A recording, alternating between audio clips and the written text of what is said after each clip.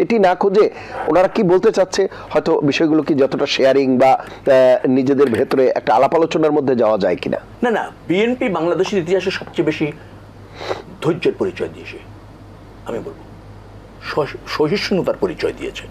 5 তারিখের পর থেকে আপনি দেখেন বাংলাদেশের সর্ববৃহৎ রাজনৈতিক দলে আমরা কত সংযত, আমরা সরকারকে অন্তর্বর্তীকালীন সরকারকে সহযোগিতা করছি, সরকার সংস্কারের উদ্যোগ নিয়েছে সেটাকে সমর্থন করছি, সংস্কারের জন্য প্রয়োজনীয় সময় প্রায় 1.5 বছরের মতো আমরা দিয়েছি।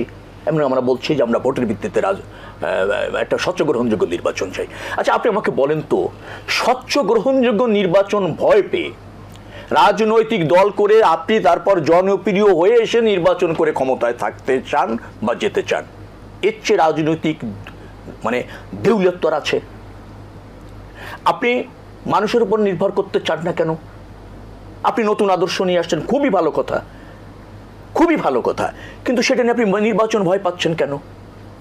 এটা গ্রহণযোগ্য নির্বাচন আপনি ভয় পান। আমরা তো বলছি না তুমি ক্ষমতা শোনো, আমি ক্ষমতায় যাও। এবং এই অন্তর্বর্তীকালীন সরকার নিরপেক্ষ সরকার, কোনো সন্দেহ নাই। এবং আপনি যদি পক্ষ বলেন তাহলে সেটা কিছুটা হলেও জাতীয় নাগরিক পার্টির পক্ষে যাবে, অন্য কোনো জায়গায় যাবে না। তো তাদের অধীনে দ্রুততম সময় নির্বাচনে অনীহা থাকবে কেন? যদি আপনি গ্রহণযোগ্য রাজনীতির প্রতি আপনার কমিটমেন্ট থাকে, আপনার নিজের প্রতি আস্থা থাকে। একটি রাজনৈতিক দল বিএনপি দেখেন, সে জনরায় ভিত্তিতে ক্ষমতায় যেতে চায়, খুবই ন্যায্য চাওয়া, খুবই ন্যায্য চাওয়া। তো সংস্কারের প্রয়োজনে সেইসব চাওয়া ঠিক আছে, আমি সেই জায়গায় যাচ্ছি না। আমি বলছি এখানে ষড়যন্ত্রের তথ্য খোঁজা হচ্ছে কেন? না, ষড়যন্ত্রের তথ্য তো একটা মানুষ একটা জাতি, মানুষ বলবো না, জীবন দিয়েছে কিসের জন্য? তার পছন্দের একটা জনপ্রতিনিধির ভিত্তি অথবা পছন্দের একটা সরকার নির্বাচিত করতে চায়। অনির্বাচিতভাবে দীর্ঘদিন ক্ষমতা থাকার জন্য তো মানুষ জীবন দেয়নি, আন্দোলন করেনি, গণঅভ্যুত্থান হয়নি। তো সেই জায়গায় যখন অনীহা থাকে এবং অযৌক্তিক কারণে যখন কোনো কারণ ছাড়া যখন নির্বাচন প্রক্রিয়া প্রলং করার একটা ইচ্ছা থাকে, তো রাজনৈতিক দল হিসেবে সতর্ক থাকা প্রয়োজন।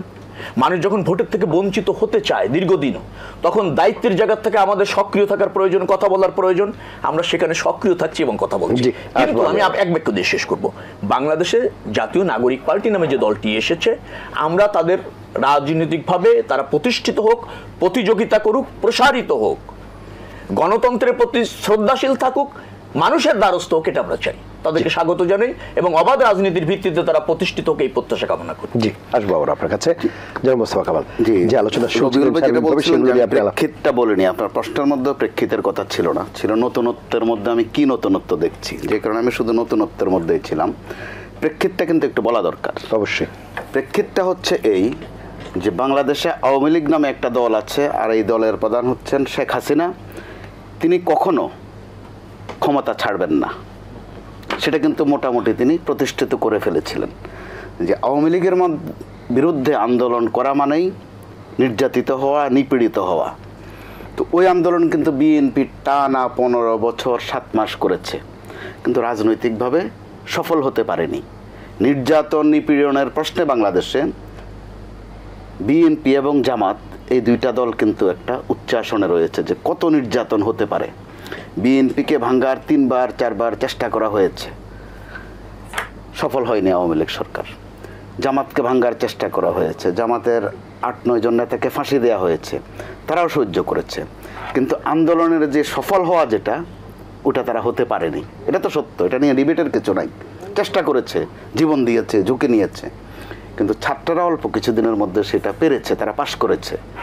অর্থাৎ এগুলো নিয়ে যদি বেশি ডিবেট করা হয় ছাত্রদের দিক থেকে, যেটা আমি 2-1টা তর্ক বিতর্ক এর মধ্যে দেখেছি, ছাত্ররাও যে ভাষায় জবাব দিচ্ছে, জবাবটা শুনতে একটু ভালো লাগে, বিনোদনের মতো লাগে, কিন্তু সম্মানজনক না। একজন ছাত্র নেতা অর্থাৎ সমন্বয়ক বলেছেন, বিএনপি বা জামাতকে উদ্দেশ্য করে বলেছেন যে আমরা যেমন ক্লাসে যে বারবার ফেল করে, পাশ করে না, তাকে এক পর্যায়ে বলা হয় আদু ভাই।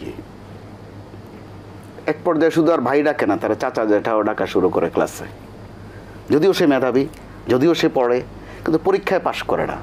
এখন ঘটনাচক্রে পরিস্থিতির অনিবার্যতা ছাত্ররা পাশ করে ফেলেছে, অল্প পড়েই ওরা পাশ করে ফেলেছে, ওদের রাজনৈতিক অভিজ্ঞতা নেই, সেটা প্রমাণিত।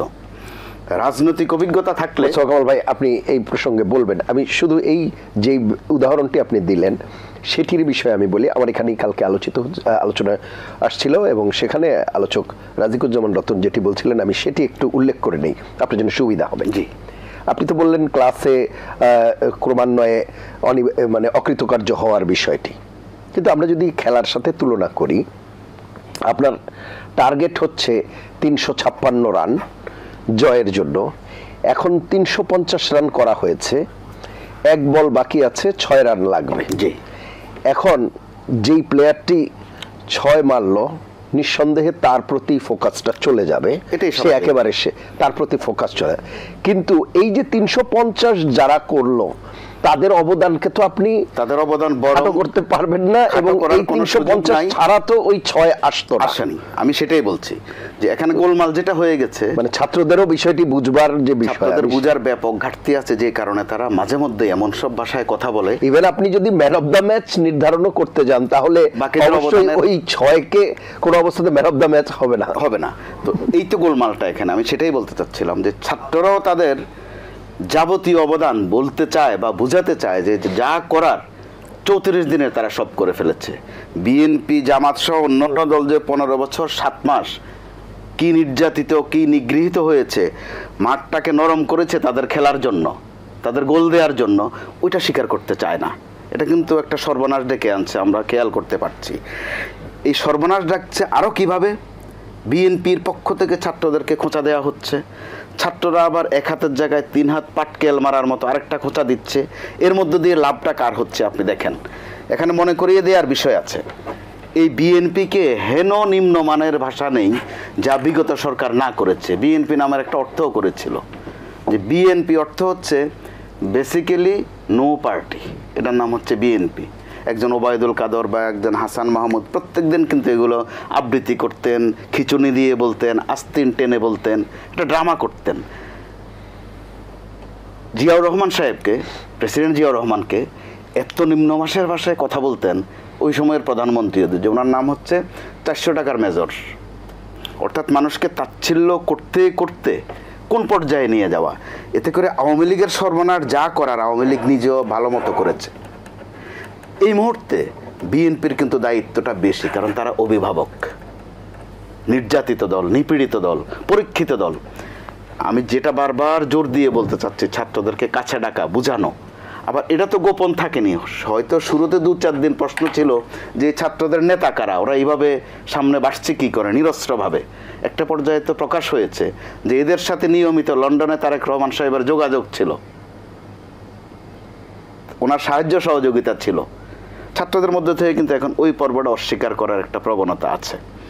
তো আবার তারেক রহমান সাহেবের কাছ থেকেও তো স্বীকার আছে, তিনি যেই ভাষায় কথা বলছেন বিএনপির অন্য নেতারা কিন্তু ওই ভাষায় কথা বলছেন না।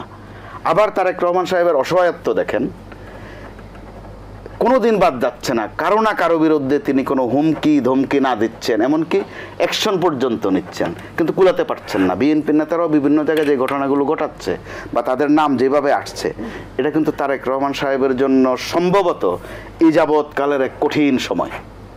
আমরা সাদা মাটা হয়তো চোখে দেখি যে তিনি তো আসলেই পারেন, এসে দলের হাল ধরলেই পারেন, দল তো তোর তাজাই আছে, কিন্তু তিনি আজ থেকে মাস 4 আগেই কিন্তু একটা ওয়ার্নিং দিয়েছিলেন। তখনও দলের নেতারা সেটাকে আমল দেননি। তিনি বলেছিলেন যে সামনে যে নির্বাচনটা আসছে খুশি হওয়ার কারণ নেই, বড় কঠিন নির্বাচন আসছে। এতে করে ক্লাসে কিছু দুষ্ট ছাত্রছাত্রী থাকে, শিক্ষক যদি বলে যে সামনের পরীক্ষার প্রশ্নটা বড় কঠিন হবে, ছাত্ররা মনে করে যে স্যার তো এমন মাঝে মধ্যে বলেই, একটু ভয় দেখায় বুঝি না। তারেক রহমান সাহেব যে একদম যথার্থ বলেছেন সেটা কিন্তু আমরা গত কয়েকদিনে দেখতে পাচ্ছি যে আসলেই সামনে একটা কঠিন নির্বাচন আসছে।